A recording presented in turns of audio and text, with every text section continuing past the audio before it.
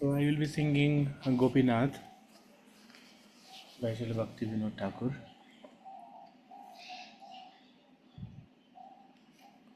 So this is my first attempt, so please forgive me. I am not a singer.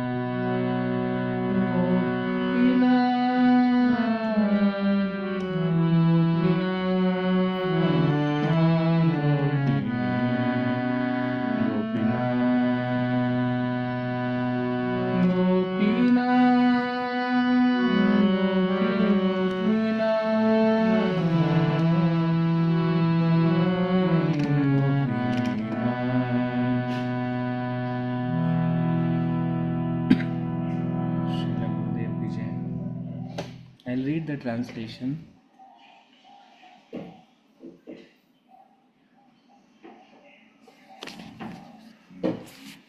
O Gopinath, Lord of Gopis, please hear my request. I am a wicked materialistic, always addicted to worldly desire. and no good qualities do I possess. O Gopinath, you are my only hope, and therefore I have taken shelter at your lotus feet. I am now your eternal servant. O Gopinath, how will you purify me? I do not know what devotion is, and my materialistic mind is absorbed in fruity work. I have fallen into this dark and perilous worldly existence. O Gopinath, everything here is your illusory energy. I have no strength or transcendental knowledge, and this body of mine is not independent and free from control of material nature. O Gopinath, this sinner who is weeping and weeping begs for you an eternal place at your lotus feet. Please forgive him your mercy. Please give him your mercy. O Gopinath, you are able to do anything, and therefore you have the power to deliver all the sinners. Who is there that is more of a sinner than myself? O Gopinath, you are the ocean of mercy. Having come into the phenomenal world, you expand your divine pastime for sake of the fallen souls. O Gopinath, I am so sinful that although all the demons attain your lotus feet, Bhakti Vinoda has remained in worldly existence. Hare Krishna, dear devotees, thank you for joining. So today, His Grace Ramai Manohar Prabhuji will be um, giving us, taking us through the Snana Yatra festival, the glories of this yatra. So, would like to welcome Ramai Manohar Prabhuji for uh, taking us through the nectarian pastime, and even we are experiencing today also. We can call it a pastime. We can call it even today. It is happening everywhere. So I just attended one yesterday. So thank you all for joining. Meanwhile, devotees are joining. So Prabhuji, should we start or should we wait for a few more minutes? Because I see very less attendance. I think we can start. People will keep joining. Yes, Prabhuji. Yeah. Okay. Hare Krishna, everyone. Today we'll try to understand what the Snan Yatra is all about. Let's start with Mangalacharan. Om Ajnanatimirandhasya Jnananjanashalakaya Chakshurunmilitam Yena Tasmai Shri Gurave Namah Shri Chaitanya Manobhishtam Sthapitam Yena Bhutale Swayam Rupa Kada Mahyam Dadati Swapradantikam Vandeham Shri Guru Shri Yutapadakamalaam Shri Gurun Vaishnavaamscha Shri Rupam Sagrajatam Sahagana Raghunathanvitam Tam Sajivam Sadvaitam Savadhutam Parijana Sahitam Krishna Chaitanya Devam Shri Radha Krishna Padan Sahagana Lalita Shri Vishakhanvitamscha हे कृष्ण करुणा सिंधु दीनबंधो जगतपते गोपेश गोपिका कांत राधा कांत नमोस्तुते तप्त कांचन गौरांगी राधे वृंदावनेश्वरी वृषभानुसुते देवी प्रणमामि हरिप्रिये वाञ्छाकल्पतरुभ्यश्च कृपा सिन्धुभ्य एव च पतितानां पावनेभ्यो वैष्णवेभ्यो नमो नमः नमो विष्णुपादाय कृष्णप्रेष्ठाय भूतले श्रीमते इन्द्रद्युम्न स्वामिन् इति नामिने नमः प्रभुपादप्रियदासाय जगन्नाथयात्रानन्दमूर्तये भक्तसुखाय कृष्णोत्कीर्तनेन नृसिंहेण रक्षिताय नमः नमो ॐ विष्णुपादाय कृष्णप्रेष्ठाय भूतले श्रीमते भक्तिवेदांत स्वामिन् इति नामिने। नमस्ते सारस्वते देवे गौरवाणी प्रचारिणे निर्विशेष शून्यवादी पाश्चात्य देश तारिणे। जय श्री कृष्ण चैतन्य प्रभु नित्यानंद श्री अद्वैत गदाधर श्रीवासादि गौर भक्त वृंद। हरे कृष्णा कृष्ण कृष्ण हरे हरे हरे राम राम राम हरे हरे।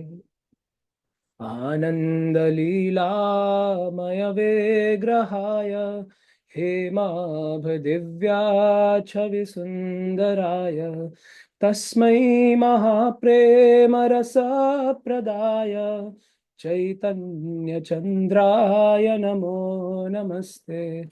चैतन्यचन्द्राय नमो नमस्ते। चैतन्यचन्द्राय नमो नमस्ते। Hare Krishna. Just let me know. I'm going to share my screen. Let me know if it's visible or not. Is it visible? Yes, Prabhuji. Yes. Great. Okay. So let's start. Is it still visible? Yes. Just a moment. There's some problem here. No.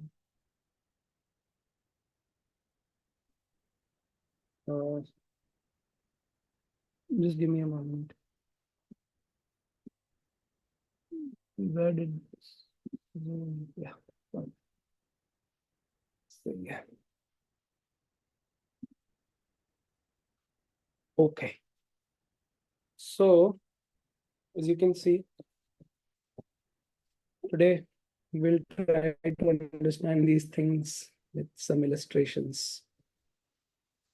So, as a kid, when I first saw the form of Lord Jagannath, I always had this question that who is this? Because I had heard about a lot of different deities in the Vedic pantheon, whether it be Ganesh, whether it be Shiva, whether it be Parvati, Kali. There are many different forms of Bhagwan or forms of God which a person comes to know when they are Hindu. But generally, people don't know who Jagannath is. So I asked someone, who is this Jagannath? So that person, he told me that this is Krishna. So I said, how is it Krishna? Krishna is, he's having a normal human body. He's standing in a threefold bending form. He has eyes like the petals of a lotus flower. But Jagannath, he doesn't even have legs. What to speak of standing in a threefold bending form? He just has a stomach.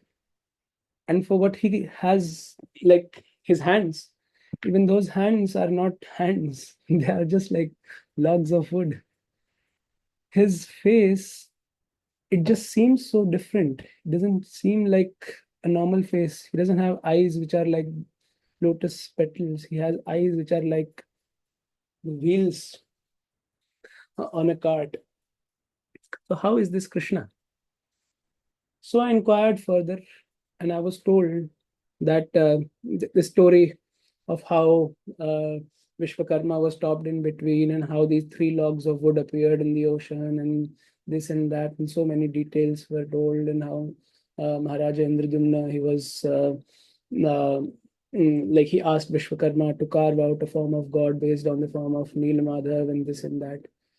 But how could uh, the origin of a particular form of God be because of a particular intrusion which was created by a person in this material world?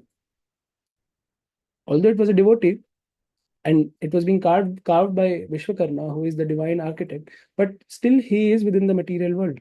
So how could a form of Bhagavan appear because of material reasons, and that too by a demigod? How could that be possible? So I tried to go deeper into this, that how did the form of Jagannath manifest in the spiritual world, or rather in the Leela of Krishna. How did it appear? While Krishna was performing his pastimes. Secondly, I always had a question that if this is Krishna, then Krishna is never separated from Radha, or some form of his Shakti should always be there. But we see that Jagannath doesn't have Lakshmi, he doesn't have Radharani. And especially if Gaudiya Vaishnavas are worshipping Jagannath, then there should be Radharani. How can Gaudiya Vaishnavas worship Krishna without the presence of Radharani? And that too in the presence of his brothers and sisters who are part of the Dwarka Leela. And Dwarka Leela is Aishwaryamaya Leela. And Gaudiya Vaishnavas are worshippers of Madhuryamaya Vrindavan pastimes.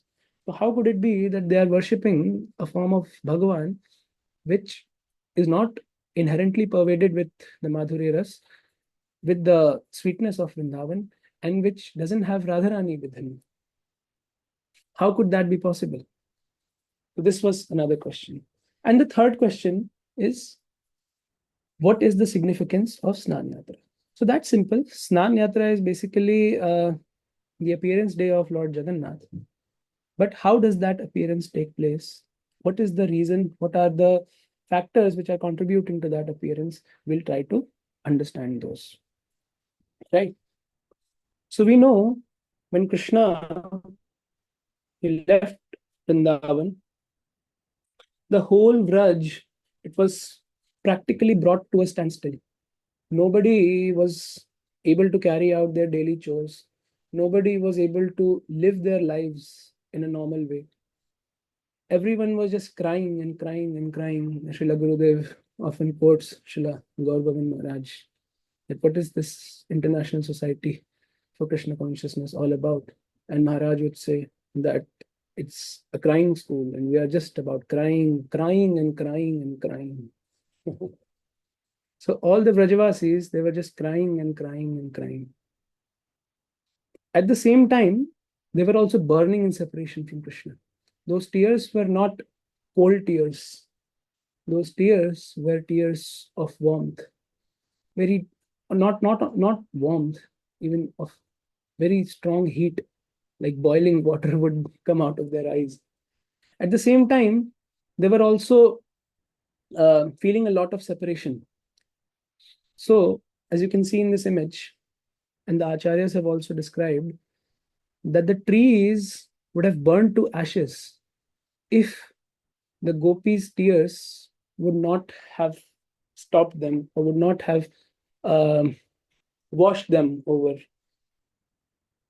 If the gopis would not have cried so much in separation from Krishna, the trees of Vrindavan, along with other houses and different paraphernalias of the city, or different paraphernalias of the village, would have been burned to ashes. So it was a dual thing. The trees were burning, even the hearts of the Vrajavasis were also burning, while their eyes were shedding liters and liters of tears, which was preventing them from not burning. So, seeing this, Krishna also devised a plan to help them, to pacify the Vrajavasis. And therefore, he sent Uddhav. He sent Uddhav to pacify the Vrajavasis, to pacify the gopis. And Uddhav came in and he was like uh, giving them various kinds of advices that you meditate on Krishna. And when you meditate on Krishna, then all your problems will be gone. And if you do that, all the separation which you feel will be mitigated because you can see him in the heart, and that will um, that will wash away all your misery. But the gopis said that our problem is not that we are not able to remember Krishna. Our problem is that we are not able to forget Krishna. For sadhakas, that might be a very counterintuitive thing to think about, because we are struggling to remember Krishna. But here gopis are saying that we are not troubled because we are not able to remember Krishna. We are troubled because we are not able to forget Krishna. His remembrance is what's causing us problem, because the more we remember him, the more we think about the times which we spent with him, the more our heart is burning with separation. The more we come to uh, this understanding that Krishna is no longer with us, that remembrance of Krishna is a problem. We only have one mind, and that mind has been taken away by Krishna. And now we are just bodies walking around without heads. We don't have any autonomy of our own.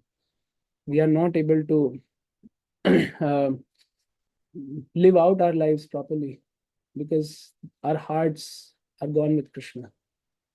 And seeing this, Uddhav is he is totally devastated. He is awestruck. He says that I came here to teach them meditation, but instead they taught me something way more profound, that is bhakti. He's totally awestruck with this. There's a famous saying in Braj Bhasha. It goes like, Uddho Suddho ho gayo, sun gopin ke bol. उद्धो सुद्धो हो गयो, सुन गोपिन के बोल, ज्ञान बजावे डुगडुगी, जब बजे बजे प्रेम का ढोल. For those you understand Hindi, and I'm sure most of you do, this over here it said that Uddho is Uddhav, Suddho. So Uddhav became Shuddha. Shuddha means purified. Uddho Suddho ho gayo, he became purified. Sun Gopin ke bol, by hearing the words of the gopis. And how? He came in with a lot of gyan, a lot of knowledge, a lot of uh, shastric ways of understanding the supreme absolute truth. But jahan gyan bajave dugdugi, where this gyan, this knowledge, it was playing its dugdugi. Dugdugi is like a drum, a small drum. The baje prem ka dhol. Prem comes in and it plays a big dhol, a big mridanga. Like a dhol is even bigger than a mridanga. It's like a huge thing which you like beat upon. So जब ज्ञान बजावे डुगडुगी, तब बजे प्रेम का ढोल. So that's what happened with Uddhav, right? So, but that is not the only thing which was happening. It's not just that the gopis were suffering. On the other hand, Krishna, he was also suffering a lot. He was also feeling a lot of separation from the Brajavasis. And he was every moment which he spent in Dwarka, he would always be remembering the times he spent with his family, with his friends, with his gopis, with the cows, with the trees in Vrindavan. So, why is it that Krishna was missing Dwarka, Vrindavan so much while he was in Dwarka, but he never missed Dwarka while he was in Vrindavan? Why is that so? How could that be? So, our acharyas, they give a very beautiful analogy for this. They say that when you have a real mango, you don't miss the reflection of the mango. But when you have a reflection of the mango, then you definitely miss the real mango even more. So, the rasa in Dwarka, the activities in Dwarka, the associates in Dwarka, the whole Leela of Dwarka, that is a mere semblance, a mere uh, reflection of what goes on in Vrindavan. The mango is a metaphor for rasa. Even in Bhagavatam, sometimes the mango is used as a metaphor by the commentators. In the original verse, Pibata Bhagavata Rasamalem, in that verse, a mango is not mentioned directly, where it's mentioned Galitam Phalam. But the commentators, they say that this Galitam Phalam is basically a mango. They give the example of a mango. So, mango is a symbol of rasa. Rasa can never be experienced through something which is a reflection. A reflection cannot give the absolute experience of rasa. Srila Bhaktivinoda Thakur also explains this thing in Bhakti Tattva Vivek. He talks about this thing, Bhakti Abhas and Shuddha Bhakti. So within Bhakti Abhas, like semblance of Bhakti, there is a type of Bhakti Abhas which is known as pratibimbar bhakti abhas. And that is like a reflection of bhakti, like a mirror image of bhakti. And when we perform that, it seems like it totally looks like bhakti. It has external features like bhakti, like chanting 16 rounds, going for Mangalarti, reading books, and this and that. Everything is there. But the essence is missing. Essence means its actual experience, its factual presence in life is missing. Therefore, it doesn't give us actual taste. So many people, they are going through the motions of bhakti, they are doing everything, but still they are not able to experience the rasa which bhakti is all about. They're not able to experience the divine mellows which are there in bhakti. Similarly, Krishna, although he was in Dwarka and he was getting everything, all opulence was there, but that rasa, that sweetness of Vrindavan was missing. And every day he was longing for that rasa. Every day he would spend his days and nights hankering for that rasa. Although he was showing himself to be well composed, a very good ruler, a very good husband, and everything, but deep inside his heart, he was always longing to go back to Vrindavan. So one day, Krishna, he was just taking a stroll in his courtyard, and suddenly he remembered the times he spent with Radharani on the banks of Vrindavan, how he would play his flute, and all the gopis would immediately assemble to have various kinds of pastimes with him. So, while remembering Krishna, he was overcome with a lot of emotion. He could not control those emotions, he could not contain those emotions, and suddenly he fell down to the ground. And as he fell, the whole palace just came about. They were like, how could our king fall down like this? He is the supreme personality of Godhead. He is Sarva Karana Karanam. How could he fall down? And he's crying. How come he's crying? How is it possible that our king is crying? He makes everyone else cry. You know, yet bibheti swayam bhayam, Bhagavatam says that even fear personified is feared of him, is afraid of him, is feared by him. So how is it that he is lying down, crying, fainting, all those symptoms of, a weak person? How is it possible that our king is exhibiting such symptoms? So they were all wondering. And suddenly Narad Muni appeared. I know it's a very funny image of Narad Muni, but yeah, fine. So Narad Muni appeared, and he was like that uh, this painting of Krishna is not because of any weakness, but it is because he's reminded of Vrindavan and he's feeling a lot of separation from Vrindavan. So if I just sing the glories of Vrindavan, then he'll be brought back to life. He'll be brought back to his consciousness because the sound is not different from the actual object. But everyone else in the palace, they were like, if you sing of Vrindavan and he wakes up and sees that Vrindavan is not here, then his immediate reaction would be to run to Vrindavan. And if he runs to Vrindavan, then he will not come back. Okay, even if somehow he does come back, the Vrajavasis, this was devised by Balram. Balram said that the Vrajavasis will just die if they suddenly see Krishna. They'll not be able to contain that level of happiness. They'll just die if they see Krishna. Instantly, they will all be, their bodies might just burst with happiness. So that is not, then, I mean, we can't send him directly. We first have to go and prepare the ground. Just like we know why Balram appears before Krishna with a plow.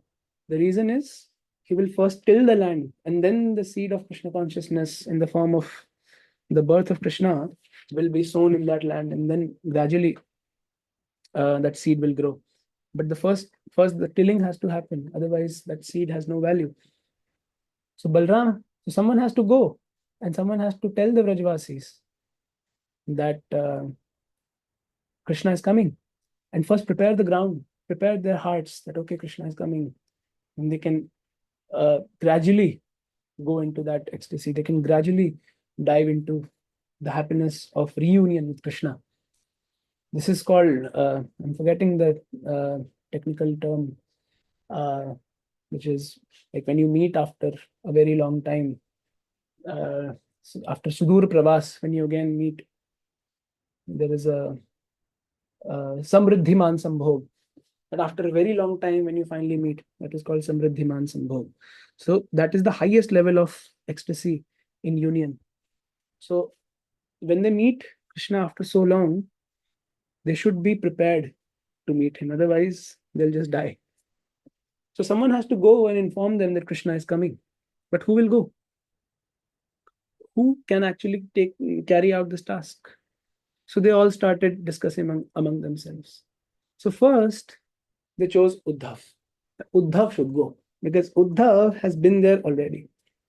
He has already established a good rapport with the Brajavasis. He knows them. He has also spoken with them. He also understands their mood to a certain extent.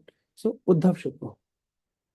But when Uddhav heard this, he said, I've already been there. And I've tried to pacify them previously, but I was not able to pacify them. And they'll not trust me again. Because even previously, when I went in, I brought a letter by Krishna wherein Krishna said that I will come back very soon and this and that. I miss you all and I'll come back. But he didn't come. So they'll not trust me again. So then they said, Balram should go because Balram has already lived in Vrindavan. He grew up in Vrindavan. He knows all the Vrajavasis way better than anyone else in the palace. Balram should go. Then Balram said that the last time I went, I I promised Mother Yashoda that I would bring back Krishna. I would bring him back. I would drag him back. Whatever I have to do, I will do, but I will get him back. But when I came back and I asked Krishna to come, he just plainly refused. And he gave a lot of excuses that no, I have to help the Pandavas. I have to uh, establish dharma samsthapanarthaya sambhavami yuge. That's the reason I came here. Otherwise, why would I have even come here? There is no purpose of me coming to the material world. I came here just to establish dharma. And if I just go back to Vrindavan, I'll not be able to do that because I'll be too lost in the rasa of Vrindavan. So I have to be here and establish dharma.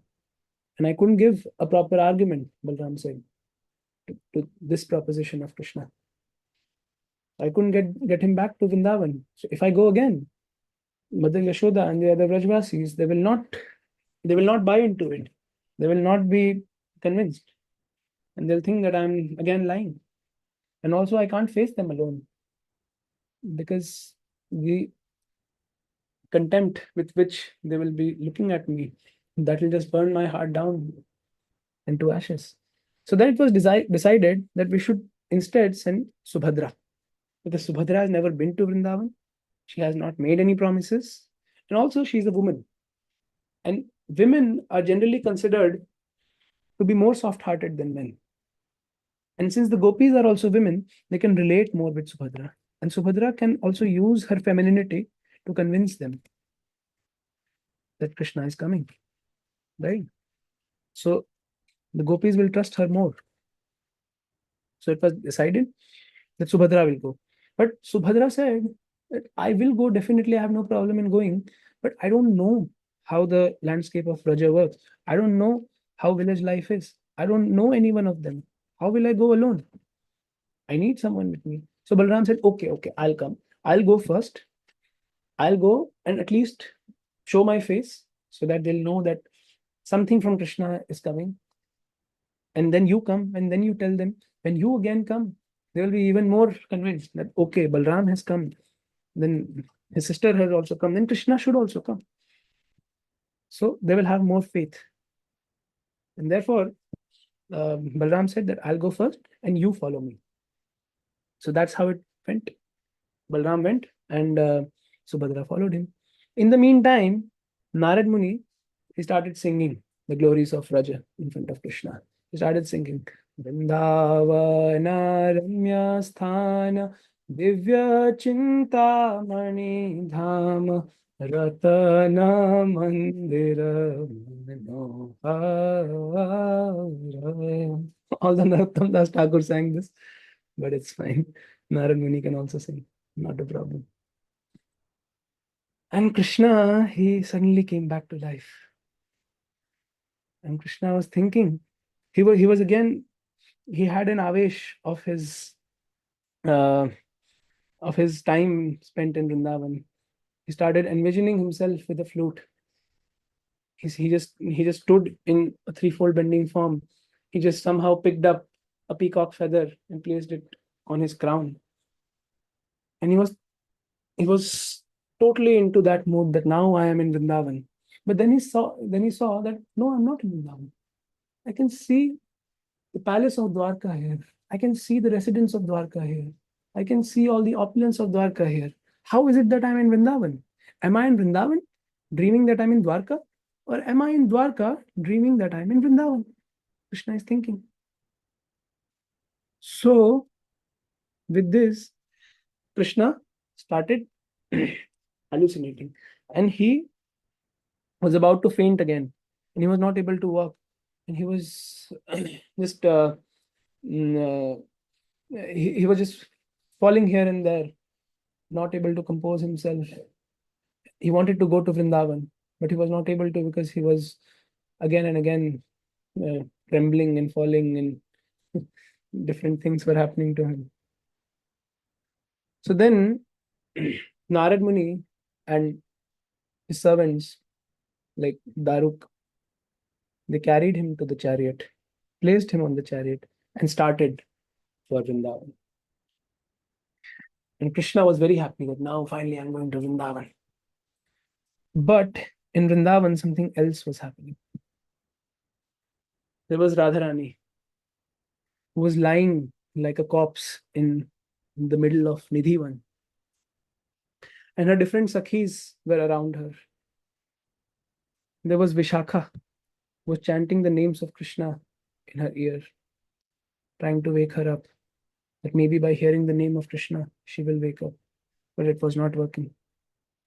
Then there was Indulekha, who was trying to check her breath if she is alive or not. And the breath was still going on. It's not that the breath had stopped, but it was very, very faint. Only the cotton swab was moving. Then there was Champaklata. Champaklata was trying to soothe her fire of separation by applying very cooling sandalwood paste mixed with camphor all over her body. And like this, different Sakhis were trying to uh, alleviate the pain, the separation, the problems which Radharani was experiencing. And not just her Sakhis, the entire Vrindavan was weeping. And everyone thought that now Radharani will just leave her body. And while this was happening, Subhadra and Balram, they appeared in Vrindavan. And when they saw all of this, that how Radharani is just about to leave her body, but the only reason she's not able to leave her body is because she's aware of the promise which Krishna made 100 years back, that I will come back. You will see me again very soon. I am going, but I will come back. Although she can't even tolerate one moment. Yuga itam nimishena chakshusha pravrisha itam shunya itam jagat sarvam govinda virahena. Even one moment seems like 12 years or more for Radharani. But here hundreds of years have passed, but still she is not dead. The only reason is because Krishna promised that he will come back.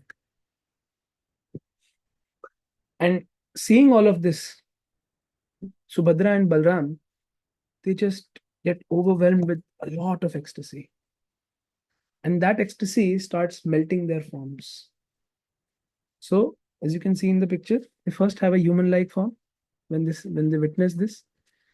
And then seeing the ecstasy, they start melting. The ecstasy starts melting their bodies. And finally, they come to the form which they are when they are placed in the altar in Jagannath Puri of Subhadra and Balram. Their eyes, they become dilated and become very big with ashcharya, with astonishment. Their limbs, they just fold in and they go inside. Their legs, they disappear. Because when you feel a lot of emotion, any emotion for that matter, your feet start trembling. Your feet start feeling shaky. And their ecstasy is way beyond what we feel. So their feet melt away and they just come into of uh, the forms which they are present in Jagannath Puri, the altar of Jagannath Puri. And so is it with Krishna. When Krishna also arrives, he also sees the same form, but that will come later. That hasn't come yet. Now only Balram and Subhadra, they are witnessing the ecstasy of Radharani in separation from Krishna. Then a few more people come. Suddenly, Abhimanyu comes, who is the so-called husband of Radharani. And he says that he was simply like an iron chain. But an iron chain is useful only with an elephant. An iron chain is only useful when it is used to tie up the elephant to show how strong the elephant is, that it can break away from that chain. And no amount of strength of that chain can hold the elephant where it is. Eventually, maybe initially it can hold, but eventually the elephant, it breaks away from those shackles because it is stronger than the chains. Similarly, the love of Radharani is stronger than my bondage, my attempts to try to stop her from meeting Krishna. Abhimanyu says this. So my only contribution in the life of Radharani is like the iron chains, how the iron chains contribute in displaying the strength of a mad elephant. Then Kutila comes. Although this Kutila, she looks very weird still. So she says that I am like an insect who is trying to find a crack in in a palace made out of diamond, a perfect palace made out of diamond. It cannot have any cracks because diamond, a structure of diamond cannot have cracks. But I was like that insect, trying to find flaws, trying to find cracks within the character of Sri Radha. But every time I tried to do that, I always failed because she is like a diamond and I'm like an insect. And this insect can never find the cracks which are there in the character of Sri Radha. Then Chandravali appeared and she confessed that Krishna would only visit me because he was so intoxicated with the separation which he felt from Radharani that he would sometimes, in that hallucination, he would just visit my kunj, my grove, and he would think that I am Radharani. And the moment he would realize that I am not Radharani, he would simply go. He would run away and try to find out Radha again. So all of them are coming. All the so-called rivals of Radharani are coming, and they're showing their true hearts. That they are not actually villains, but they are essentially trying to uh, facilitate the rasa between Radha and Krishna. And then Kutila, she told a story that once Krishna was very sick, and a sage said that only a woman who is fully pure in her character, who has absolutely no trace of adulterous desires in her heart, can actually be the cause of fixing Krishna. How? She has to go with a pot with 100 holes to Yamuna and get the water in that pot. And when she pours that water on Krishna's body, Krishna will be healed. So all the different like many all not all but many women from around Raja, they came and they tried to accomplish this task. Jatila said that I will do it. Jatila is the mother-in-law of Radharani. I will do it. I'm very, very chaste. And she went, and immediately all the water was out of the pot. And Kutila said, Mother, you are not good enough. I am more chaste. So Kutila went. She tried the same, but it didn't work. Then reluctantly they asked Radharani to do it. Like maybe she can do it. But they were very sure that she to can't do it. Even if we can't do it, how can she do it? We are more chaste than her. She is always running out with Krishna, being so adulterous. She doesn't have the purity to get that water pot, but we do. If we couldn't get it, that means the sage was lying. Radharani cannot do it. So Radharani went, and she got the water from Yamuna, and not a drop was spilled out because of her purity, because of her unalloyed love for Krishna. So Kutila told this story, that how pure Radharani is, how much love she has for Krishna. So in the meantime, as all of this was unfolding, Krishna, he appeared there in his chariot. And when he saw this, initially he was brought into the form of Jagannath. His limbs melted, his eyes dilated, and so many things happened. Like the form of Jagannath, which you see today, that form appeared, and Krishna was just stunned in that form. But then he saw that this ecstasy which I am experiencing, this may be very good, but this will not bring back Radharani. And love means to serve. Love means to bring. Uh, love means to be a well-wisher of the beloved, the most, the supreme well-wisher of the beloved. That is love. Krishna loves Radharani more than he enjoys his ecstasy. So he got out of that ecstasy and he jumped to wake Radharani up. And as soon as Krishna came and touched Radharani, she immediately awoke. But as she awoke and their two eyes met and just saw, they saw each other. When Krishna saw the blue eyes of Radharani and Radharani saw the golden eyes of Krishna, Krishna suddenly fainted because he couldn't tolerate the sudden rush of Samriddhiman Sambhog. Krishna couldn't tolerate that the ecstatic emotion of meeting after such a long separation. So Krishna himself fainted. And as Krishna fainted, Radharani stood up. And she thought that she would go and chant, someone would go and chant the name of Radharani in the ear of Krishna. But before someone did that, a breeze came and it just touched the cloth of Radharani. Yasya kadapi vasananchal khelanutha dhanyati dhanya pavanena kritarthamani yogindra durgamagatir madhusudanopi tasya namostu vrishabhanu bhuvo dishepi. So that breeze, it just came. আর তোর যদি ইচ্ছে না থাকে তুই বলেছিলি বলেই বলেছিলাম আমি বলিনি। তুই বলেছিলি হ্যাঁ ঠিক আছে ওর উপরে ওর সাথে কথা বলবি তুই Oh, sorry, can you mute? Thank you.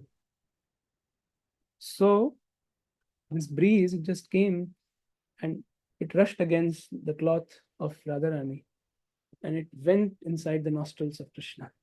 And as Krishna smelled the fragrance of Radharani, he was brought back to life. He just stood up and he embraced Radharani. After so long they met. Even their embrace was very shaky. They were not able to embrace as tight as they wanted to. But all the gopis, they were very happy. All the residents of Vrindavan, they were very happy to see Radha and Krishna meet again. And so immediately they brought a very beautiful Ratna Bedi, a very beautiful Ratna Simhasan, a very beautiful bejeweled throne to place Radha and Krishna. And it was already Brahma Muhurat at that time. And they were put on that Ratna Vedi and they were offered Arati. And this is what Mangal Arati means. This is what it essentially means to offer Mangal Arati to Radha and Krishna.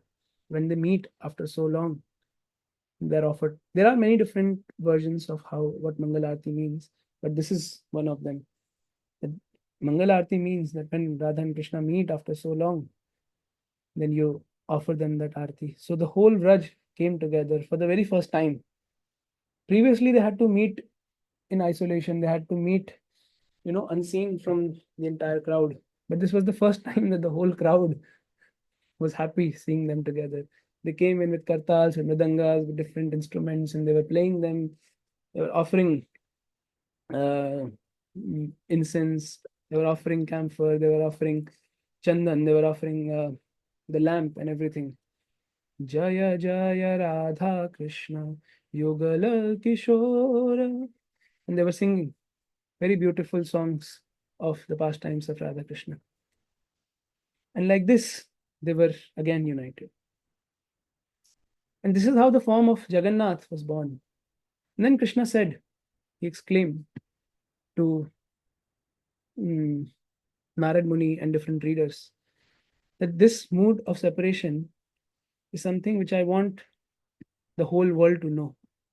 That Krishna wanted that Krishna promised that I will manifest this form of mine, Balram, and also of Subhadra in Jagannath Puri. And the whole world will see what these forms are like, what I look like, what my brother looks like, what my sister looks like when they see this beautiful, this uh, unadulterated, untinged, and uh, unmotivated and unbroken love of Radharani.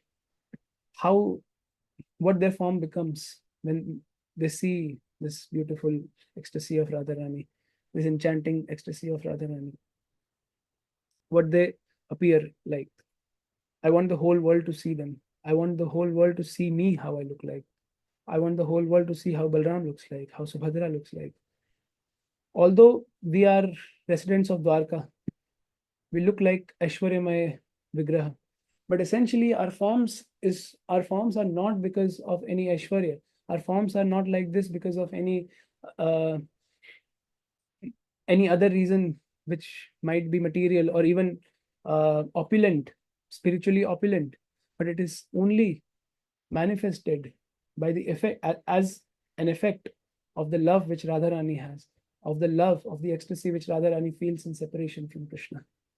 This form is not anything else but a manifestation, an effect of Radharani's ecstasy. And anyone who says otherwise is simply not speaking the truth, or is just having an external vision of the forms of Jagannath, Baldev, and Subhadra. The same thing also is manifested in Rath Yatra. These are a few things like you can see in the slide.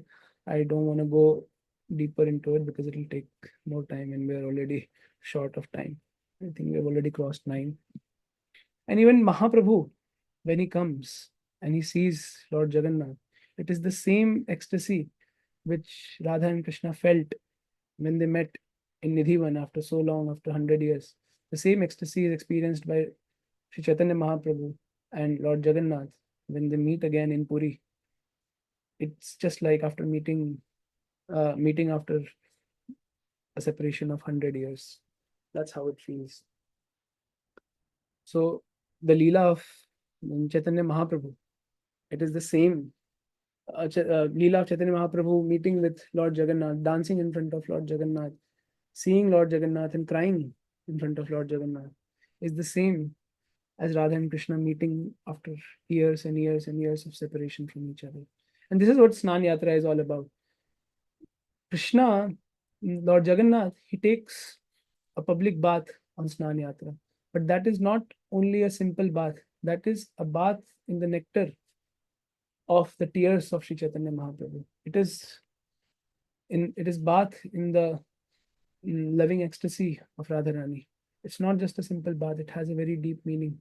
And if we know that deeper meaning, then the external manifestation of that particular ritual, it goes deeper. We are able to understand the Gudha Tattva, the essential, the inherent, the confidential meaning of why this Leela is happening, why this ceremony is happening. So I hope that this uh, presentation would have brought some satisfaction, some pleasure to all of your hearts. I'm pretty sure that you would, many of you, or at least some of you, would be knowing of this pastime because uh, His Holiness Gaur Govind Maharaj has very beautifully narrated this. I mean, I couldn't do justice to his explanation. I would highly suggest that after this, you go and hear that class. I would maybe share that link in the group and you all can just go and check that. Okay. Okay. Thank you so much, everyone, for coming and hearing. वाञ्छा कल्पतरुभ्यश्च कृपा सिन्धुभ्य एव च पतितानां पावनेभ्यो वैष्णवेभ्यो नमो नमः। अनंत कोटि वैष्णव वृंद की जय। स्नान यात्रा महामहोत्सव की जय। जगन्नाथ बलदेव सुभद्रा महारानी प्रभु सुदर्शन की जय। जगत गुरु श्रील प्रभुपाद की जय। श्रील गुरुदेव की जय। हरे Krishna. Thank you very much, Prabhuji, for a wonderful class. So, you started with a question like in your childhood, which you had, that who is Jagannath? So, what I reminded of myself is that I think till few years back only, I think my mother visited somewhere in 14 or 15. She visited Puri as she was doing Char Dham. She brought me a small Jagannath Baldev Subhadra picture. So my mother is very devoted to Lord Shiva, and I was seeing that from my childhood, and it is coming from my maternal home. All of them, they built so many temples of Lord Shiva, and it is there in my mother also. So when I looked at Jagannath, I got reminded of Mahakaleshwar. Similar kind of face making they do. Then I thought, I heard about Ram, Krishna, Vishnu, everybody. Lord Shiva is like he's not having any kind of face, but I remember Mahakaleshwar. I thought he must be some kind of Lord Shiva's deity only.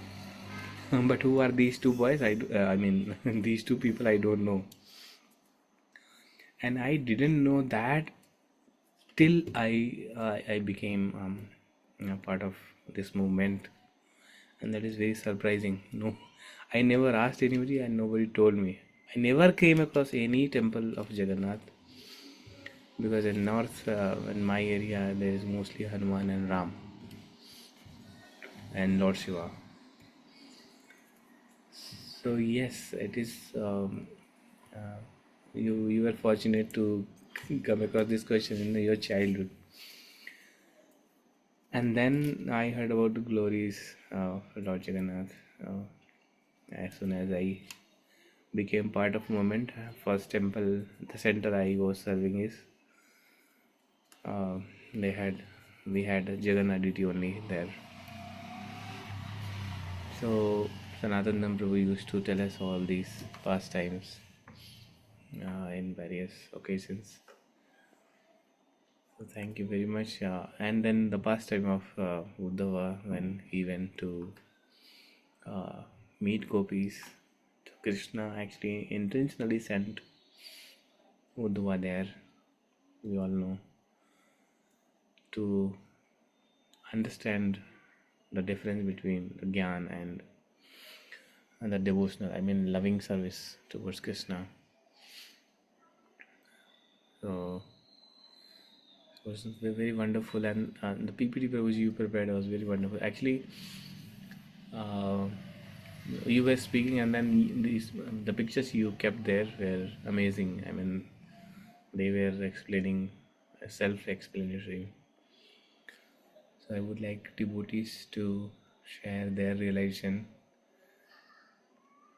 about the class. You can raise your hands.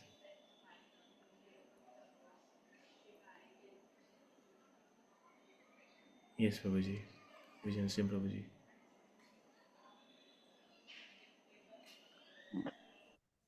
Hare Krishna, Prabhu Dandath Pranam.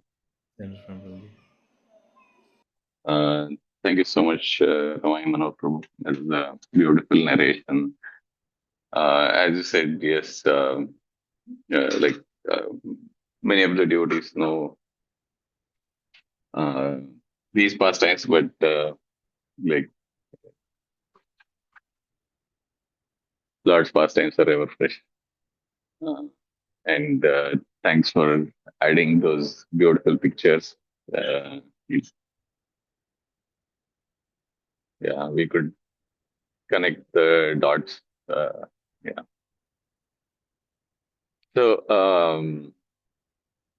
so I was just thinking, so we have, I mean, again, I'm referring again back to, as you mentioned about Radha, His Holiness Radha Govind Maharaj's Katha.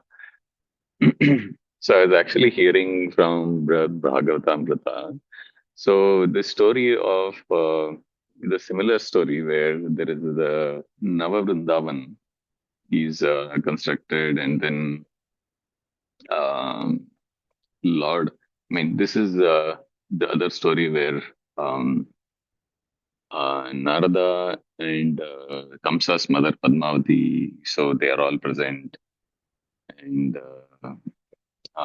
yeah, like they all observe Lord Krishna in the Navavrundavan, where the um, uh, like dolls of uh, Mother Yashoda, Nanda Maharaj, and then Radharani, they are all kept, and then Lord walks around that now Vrindavan, and then yeah, until Balram makes him realize these are all um, this is a fake Vrindavan. Just I mean, he actually sees Dwarka, port of Dwarka from the ocean. He thinks it is Yamuna. So that setting and the setting. So again, that was actually created. I mean, that whole scene was inspired by Narada or instigated by Narada. So how is that different from this particular situation? So like, and when does that happen, and when does this happen? Hare Krishna, Prabhuji. Thank you so much, first of all, for your appreciation. So, there are like different explanations which the acharyas give. First is in different kalpas, different things happen. There is the doctrine of kalpa bhed, that in one kalpa something, a particular lila happens, and in another kalpa something else happens. That is one thing. Another thing is that this whole Nava Vrindavan, it is in I mean, it's near Dwarka, it is not in Vrindavan, and that is like a facsimile to pacify Krishna. But if we see it chronologically, then this pastime which we spoke about today, it happened after that one, because it is Krishna's actual visit to Vrindavan. But over there, it's just a facsimile which is created to pacify his heart. So that should be first, and then this one should come. Because otherwise, if he has already gone back to Vrindavan, and then he's again, if he goes back to Dwarka and again the same thing happens, and if he's given those things, those dolls and all, and with those he is able to feel that feel some pacification, then that doesn't make sense. Another thing is, sometimes some pastimes, they are not directly in a chronological order, because the idea of time as we conceive it in the material world is not the same which is there in the spiritual world. And even the leela which happens in the material world is not exactly happening in the material world. It is basically like a bubble. That bubble, it expands and makes a bigger bubble, and it occupies more space. But that bubble, it remains the same. That the inside of the bubble remains the same. even the main bubble which is there remains the same, and the bubble which expands out of it also remains the same. It's the same, and the same inside, but it just expands and occupies more space. So similarly, sometimes the spiritual world, it comes and expands and occupies more space. That space actually appears to be in the material world, but essentially it is encompassed by the spiritual energy, it is encompassed by the spiritual reality. So it appears to be in the material world, but essentially it is a spiritual phenomena which is covering and manifesting itself in the material world. So the concept of time, as we understand that this happened, then this happened, then this happened, then this happened, it may not always be very applicable in the leelas of Bhagwan, because the leelas, they may be totally disconnected and totally out of any logical order of continuity, but it may be there because it is of a different nature altogether. So I mean, it may not always be possible to apply a binary logic and a binary sense of time, binary sense of uh, how things work in this material world to the spiritual reality. That is something which I would say.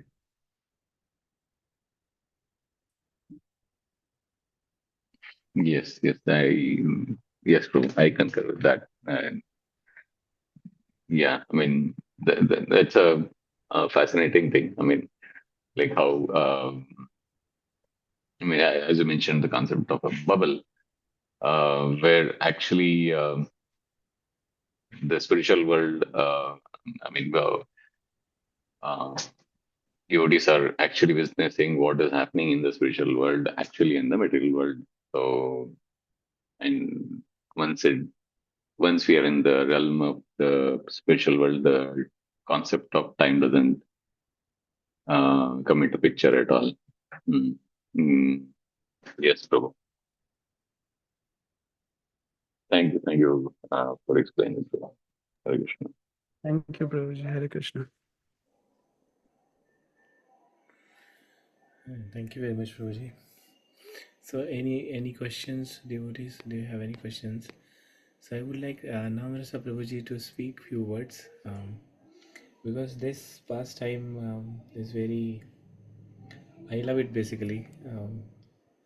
So, the Vijayanasi Prabhuji, you were saying about that Narada pastime when I think Subhadra was narrating. I think Subhadra was the gatekeeper. Somebody was narrating the story. Yes, Prabhu, Rohini Mata was narrating the story to wives of Krishna, and Subhadra was doorkeeping. Yes. Yeah, yeah, that pastime. So,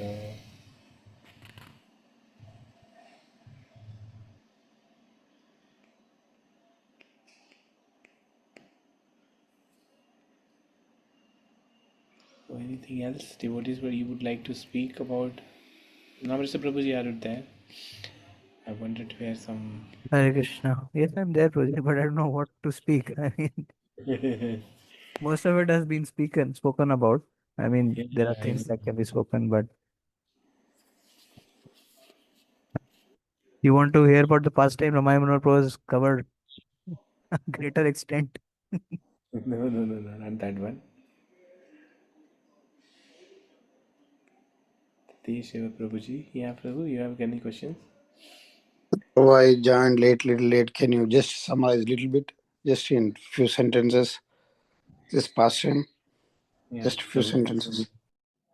So, Ramai Manohar Prabhuji explained us, I mean, narrated the story of when how this form came, like Lord Jagannath, Baladev, and Subhadra, uh, like in separation from Vrindavan and separation from Brajavasis. So that is one point that he explained, and then how Uddhav traveled from. So basically, um, Uddhav travels to Vrindavan, and then he meets gopis, and then how he learns the loving devotional service, I mean loving devotion from gopis, So that was another point. And then uh, Prabhuji said about how Krishna travels to Vrindavan. I mean, earlier Balram and Subhadra traveled, and then Krishna also appeared there. And by looking at Radharani, he also fainted. And then Vrajvasis, they created a throne, kind of, and then Krishna and Radha, I mean, they were seated on that throne with the jewels. So the throne was made of all jewels. Maybe I'm not good narrator. So anybody would like to add anything on this? Because I Yeah. was just lost in all those. Was this the pastime in where This all is the Snana Yatra. This is Yes. like, we have Snana Yatra, right? So tomorrow. So the Prabhuji was describing, yes, again, this whole thing is connected to the pastime of appearance of like Lord manifesting the form of Jagannath, Baldev, Subramaya, and like the whole connection to the Snan Yatra, or Lord revisiting Vrindavan after 100 years, um, and then assuming the form of Jagannath, Baldev, Subhadra, and then how Srimati Radharani is able to bring the Lord back to the normal form.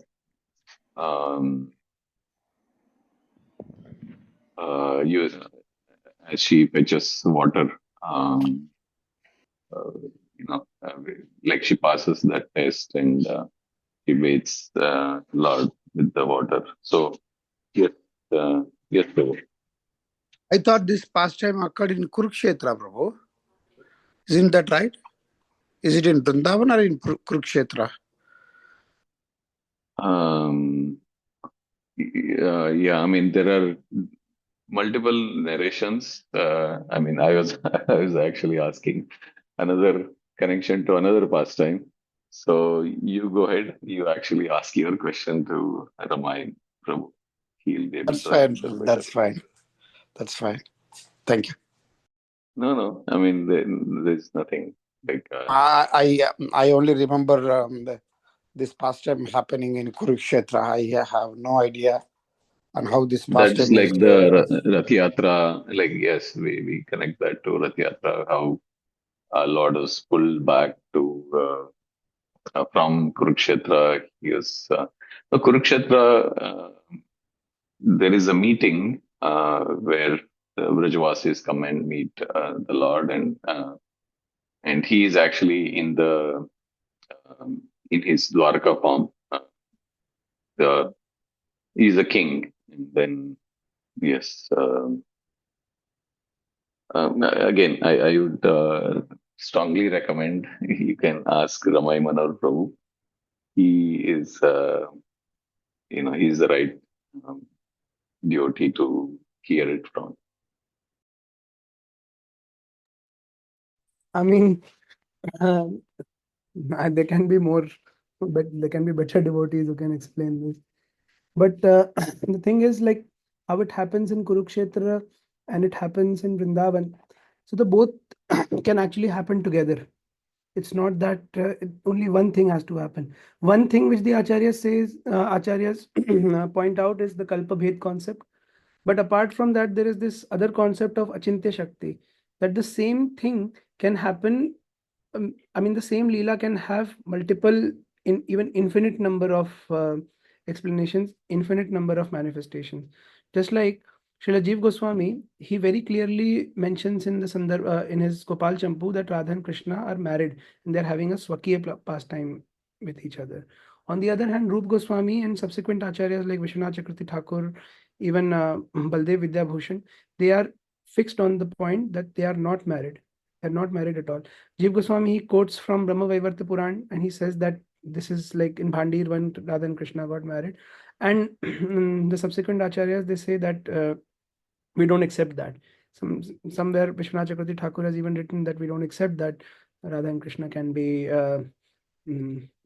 having any pastime in Swakya Ras. So that is always there, like different manifestations of the pastime can always appear, and to different sages it appears in different ways. Like there is a verse in the Rig Veda. It says, Eko hi sat vipra bahudha vadanti. That there is only one absolute truth, but that is seen by different vipras, by different rishis in different ways. So you, like, we can't say that only this thing happened or only that thing happened. There can be multiple ways that things happen, because Krishna, he wants to taste different rasas. Similarly, like sometimes people think that, okay, like this thing is written in the Shastras, and therefore only this thing can happen, only this lila can happen. But actually, Shastra is just like it is just like a sample given to you. Okay, this is how a lila can happen. But when someone enters deeper into that, sound vibration, then he's able to experience that this also happens, this also happens, this also happens, and he's like totally flooded and like totally flooded into different pastimes, like this variation, that variation, this variation, that variation. Therefore, sometimes Srila Prabhupada would narrate the same pastime. I have seen that this personally, and previously I was always very I mean, bewildered. How is it that Srila Prabhupada is narrating the same pastime, and 10 different places he's narrating it in 10 different ways? This is the reason, because spiritual world, it is booming with variety, it is booming with variety and ecstasy, and therefore you can't contain just one manifestation, one particular way of manifestation of a leela, and say that this is the only way. It can happen in multiple ways, and it can happen in one way, and it's endless, it's beyond anything we can ever conceive. So this is what I would say. Nice explanation. Prabhu. Yeah. And then we can think of Achintya Veda with Tattva. Yeah, that's what it is. Like Jiva Goswami says, and Prabhupada also says at many places, that if we don't accept this concept of Achintyatva, then we'll not be able to understand the absolute truth no matter what. Yeah. Thank you very much, Prabhuji, for explaining that question. So we come across these questions sometimes. So now it's already 9:30 approx. So so today Gopi Mandla Mataji will be reading the diary chapter. So Mataji, I request you to uh, share the screen if possible. If not, you can read. Hi Krishna, Guruji, Dhammajan. Guruji, sharing the screen is not possible with me. If anyone is having a laptop, and they can share the screen. I think I have not forwarded the link to group. 1 minute. Yes, Guruji.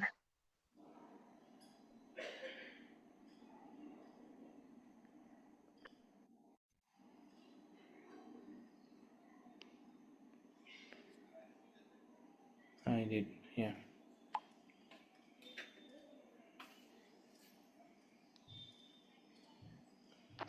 You can read, Mataji.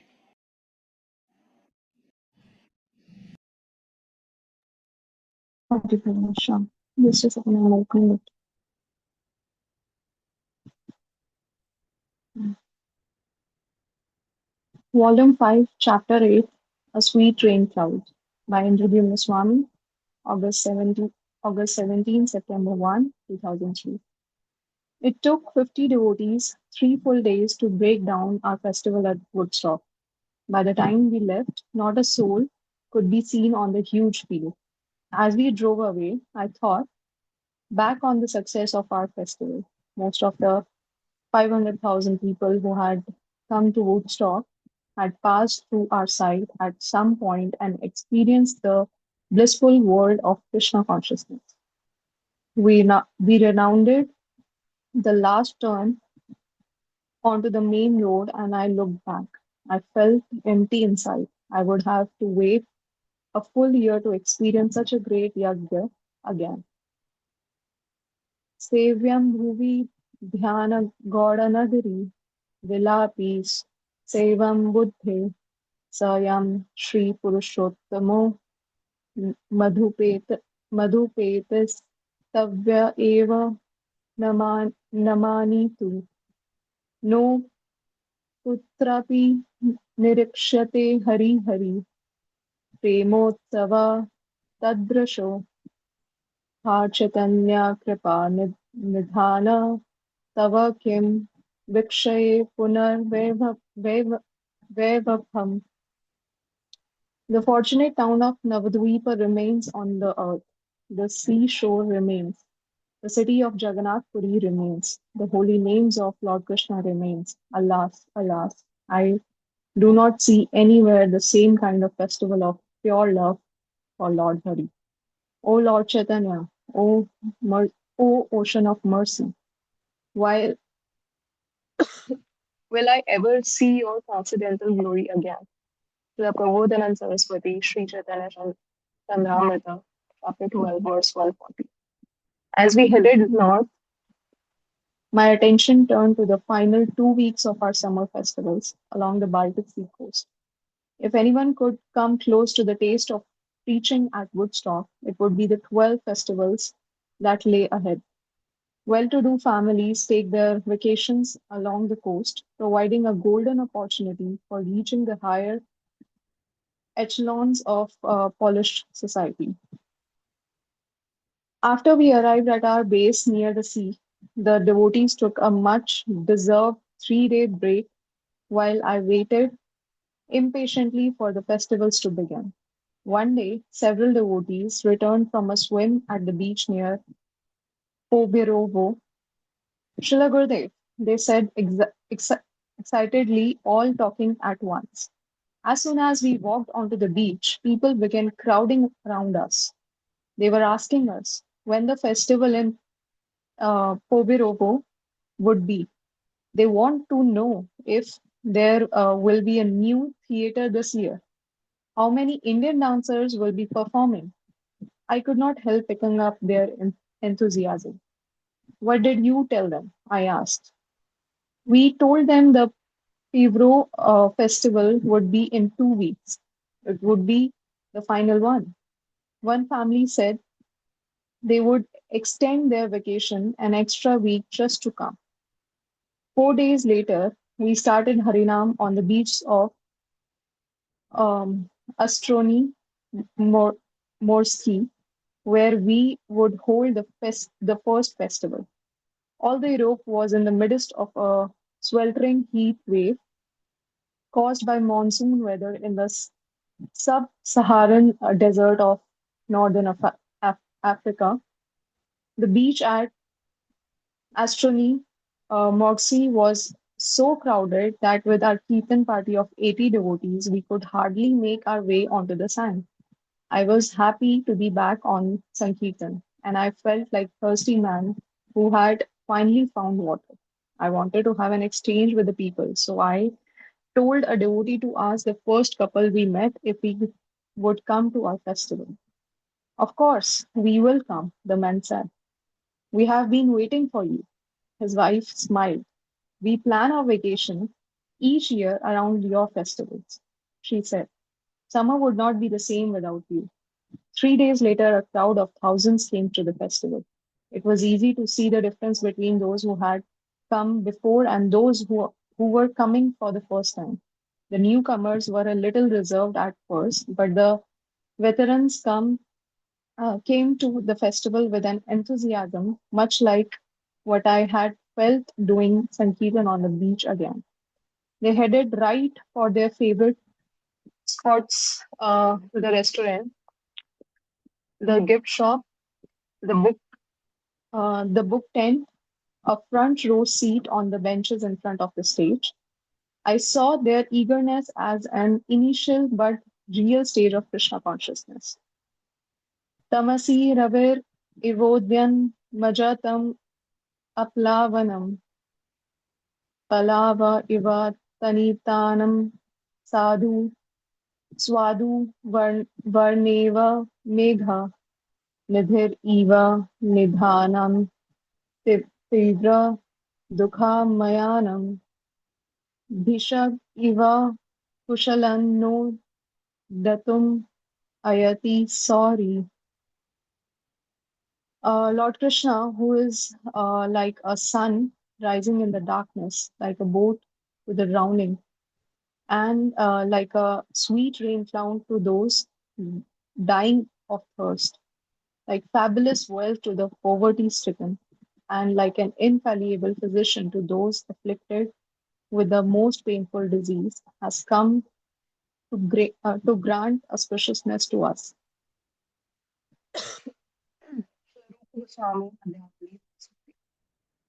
I started walking around and wandering into the book tent.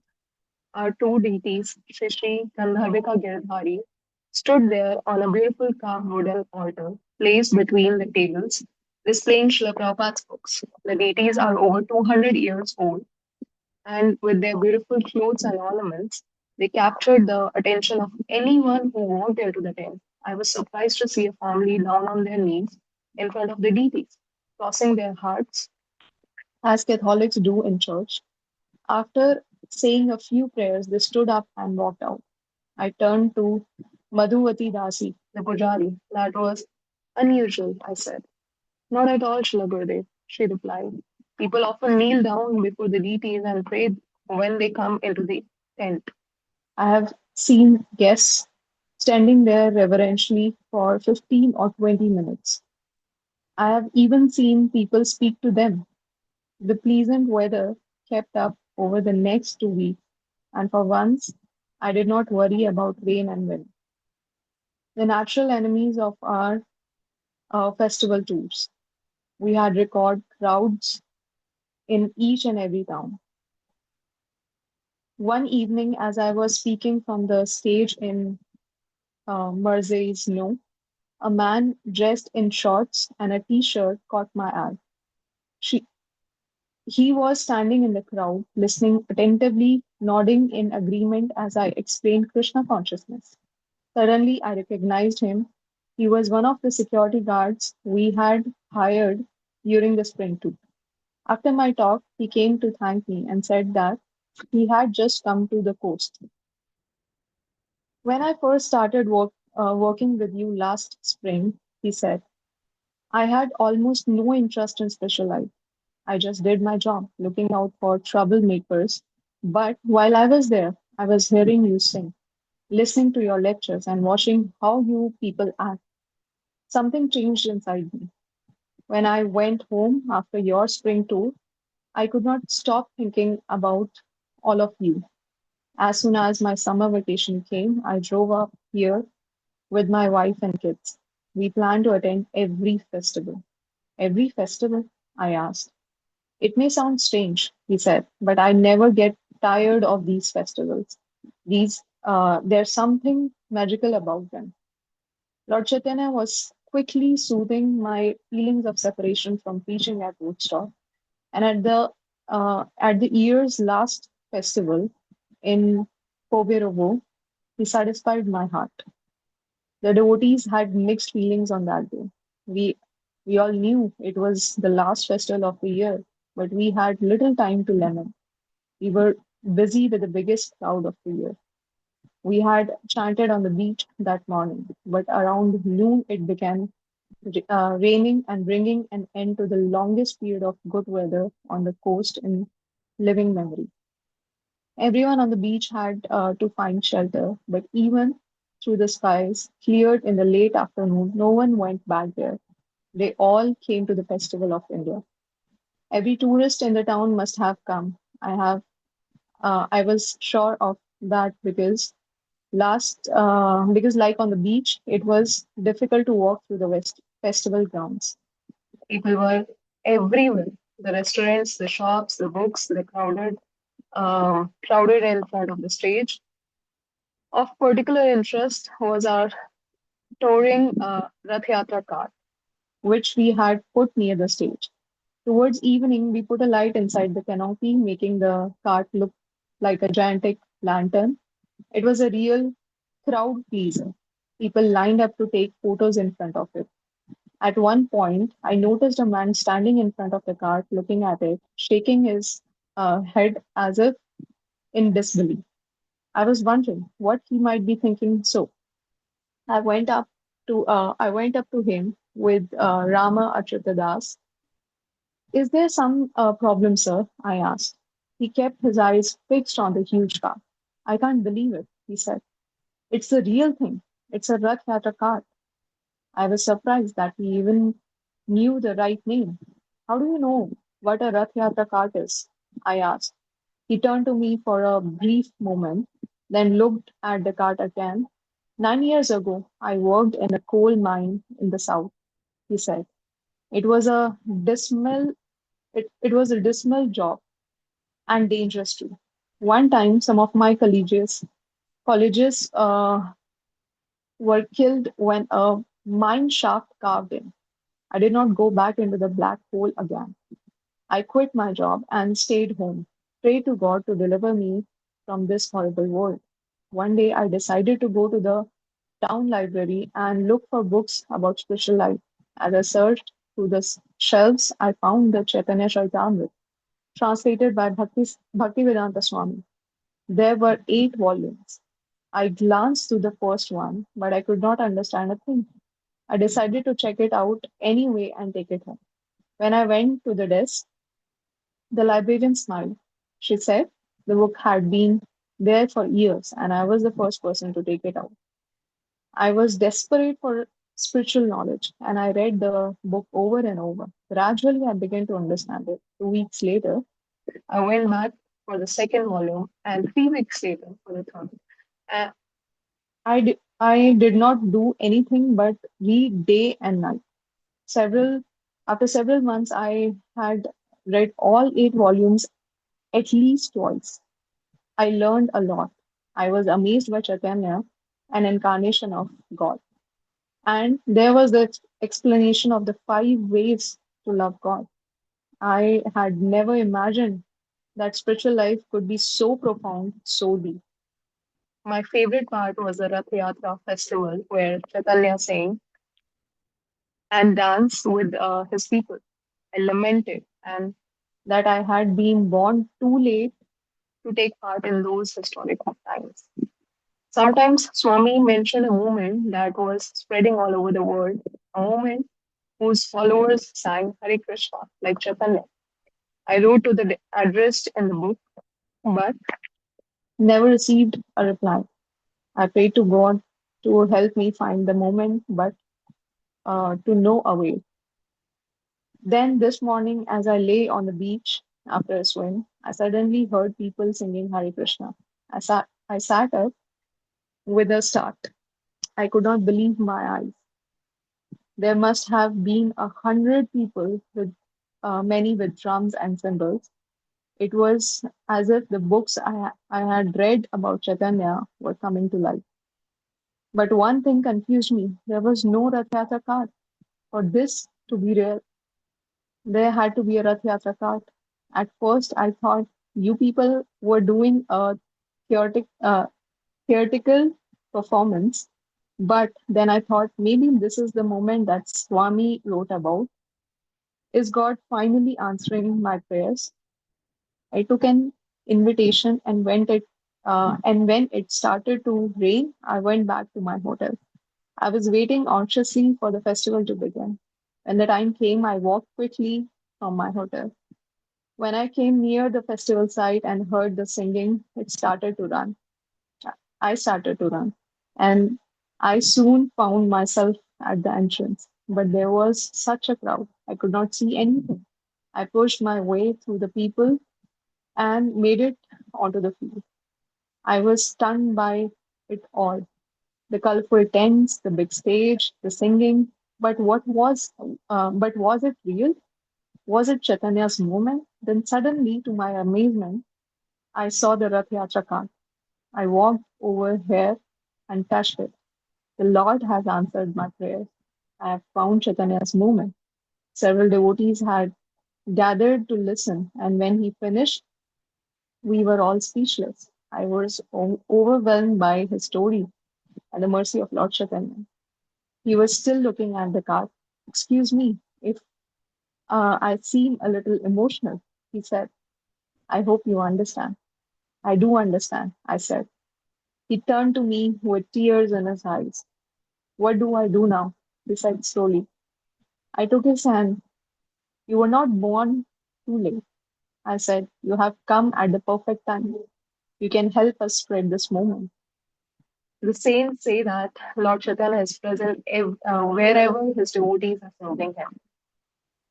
Ratha, Ratha Rudhash, Rudhas Yarad Adhiv Adhipadavi Nilachala Pate Adhabhara Premormi Spurita Nata Nolasa Vivasha Sa Harsham Gaya Dibhi Parivrata Tanur Vishnava Gyani Sa Chaitanya Kim Punar Api Drashor Yashati Padam. Sri Chaitanya Mahaprabhu danced down the main road in great ecstasy before Lord Jagannath, the master of Nilachala, who was sitting on his car. Overwhelmed by the transcendental bliss of dancing and surrounded by the Vaishnavas who sang the holy name, he manifested waves of ecstatic love of God. Will he again become visible before the path of my eyes? Srila Rupa Goswami, Savamala, Pratna Sri Chaitanyashtaka, verse 7. Hare Krishna. Holy Bol. This is very beautiful, amazing diary chapter. Actually, um, when I started reading Bhagavad Gita, I brought it from this Gita Press Gorakhpur. Actually, I ordered online,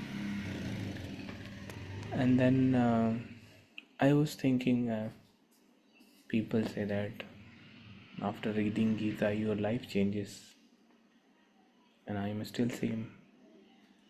Why is it like that? And then my friend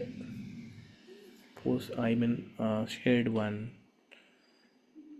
poster in his WhatsApp status about Bhagavad Gita lectures starting in the evening 7 to 8 every day, and that was life changing for me. And I actually started from there. And then those days I did not know anything, so I just opened YouTube, searched Hare Krishna, and then Gurudev's video appeared, and then started watching them. I was thinking that whenever, I don't know whether he ever comes to India or not. And then I searched, asked many people in Vrindan also. I and then suddenly after 2 years, a poster was placed in water cooler in my temple. I mean, Shri Shri Radha Kunj Bihari temple, and I was amazed. Um, I I asked few devotees that when Maharaj visited last in Pune, they said that they don't remember. He never comes to um, uh, Pune actually, and so by hearing this past time, the diary chapter, the devotee read. I'm thinking about his curiousness when he read Chaitanya Charitamrita twice, and he must have been thinking that how Lord would look like, who is Jagannath, how cart would look like, and then all of a sudden everything appears in front of his eyes, and he sees the cart. Oh my God, this is that same cart where Jagannath will be sitting, and then Lord Chaitanya will be dancing in front of him. So it's a very deep diary chapter, which touches the heart of devotees. That Lord is very merciful. From our life only we can see the reciprocation. In whatever means, we all must have come across any such reciprocation from Lord. So I think that's why Gurudev loves to write and share all these uh, stories. Not the stories, actually, they are real pastimes of Srila Gurudev, and that's why we all should read these diary chapters. So when I used to hear from devotees, Sanatana Prabhu used to share, because he used to read one story every day. He's a disciple of His Holiness Radhana Swami Maharaj. So he's in preaching, obviously preaching mission. The ISKCON is for preaching mission. So he was reading and he said that these are diary chapters are my inspiration for preaching. And that time I was clueless what is diary chapter. I didn't know anything because I was yet to meet um, his disciples or him, so I didn't know. And then later on, I took it from Vyasa Puja. I bought the diaries. Thank you very much, Mataji, for bringing this and reading this diary chapters. So, devotees, would you like to share your realizations on this diary chapter? Your reciprocation of Lord, maybe.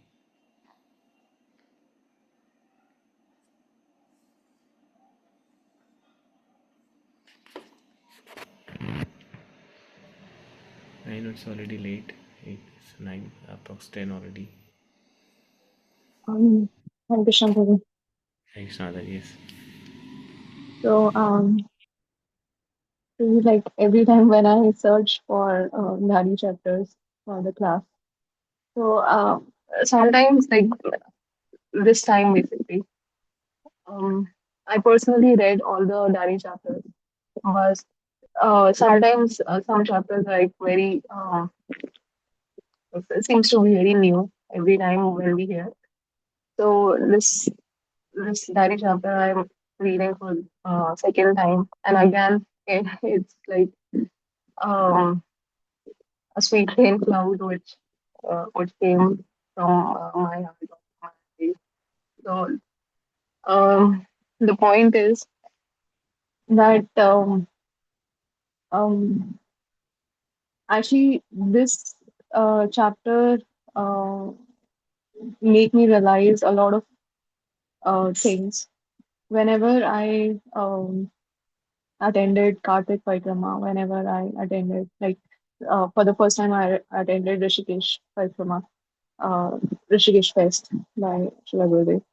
So whenever we talk to some, outsiders or who are just actually searching for uh, real happiness or who they are, who is God. And when they come up, they talk to us, and when they open up that they have read Chaitanya Charitamrita or Bhagavatam this much, like two times, three times, and many more times. And uh, hearing realizations from them, it's like kicking your heart, and it's like it's actually shows when what we are doing and from where they are coming, and they are actually um, like not sorry we are doing, it's just for me what I am doing, and from where those souls are coming, and they are actually thirsty and they are actually craving for that uh, for those questions, for those answers inside what they want to know. I remember my first Kartik Paitrama when I attended. I had awed with one Mataji. I don't remember the name of that Mataji, but when I asked her, Madhuri, how you connected to ISKCON and how uh, like how you get that desire to connect it to Shila Gurudev. So she was like, she was telling me since childhood, she was always just having those questions that why am I here and what am I doing? Since childhood, she shared that she was having these questions. And when I like when I was talking to that Madhuri, I'm pretty sure she'll be around 30 years that time. So um, most of the time I have this question like uh, how this like I remember when I was small, I never had this question. Moreover, I was just maybe running towards sweets or some toys or some other things. But yeah, this a kid who is uh, like questioning their parents that why am I here? What am I doing? And what is what is pain and what is God? So I never asked, and uh, like it's it's really amazing to hear these souls, and that's what Sri Gurudev is also explaining in this Shari chapter. That hearing from that crow, from that uh, um, I would say crow only, but yeah, that Prabhu that when he was craving for the God, and finally God gave him darshan. So how this really happens? Coming in ISKCON, reading all these books. Again, we are not like I am not on the stage of hankering for that love or for that cry for the God. But I yeah, this is kind of a little question also, and this is kind of my realizations to always connect to these souls so that uh, we ourselves can change in a better way. I mean, this Dari chapter is a change for me. So yeah. Thank you. Yes, Mataji, I had same experience. I think I shared once in the call, I mean, Trooper's call. One Mataji from Uzbekistan. She's nearing, I think, 70, and she's very old. She already spent approx 22 years in Vrindavan, and then when I think a lot of things changed in Vrindavan also, she I think left. She belongs to a Muslim family, obviously in Uzbekistan,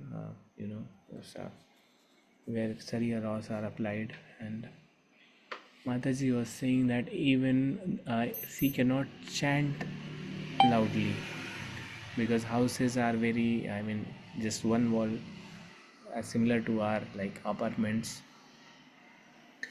and if they hear it that she's chanting something which is not the Islamic prayer, they'll report it that she's chanting something which is not I mean Islamic, and then there is some religious police there which becomes, and they just put behind the bars.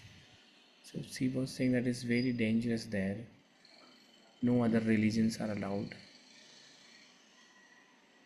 And I basically asked this why, because she was uh, I'm using I'm sorry about those words. She was little disturbing to other devotees when we were in Kolkata, and everybody was, I mean, troubled, like including Rashika Mataji. Gari Govind Prabhuji came, he tried to convince and she was not convinced. Mataji called, she was not convinced. Then after everything settled down, I just helped her because she was literally old, not able to do things properly.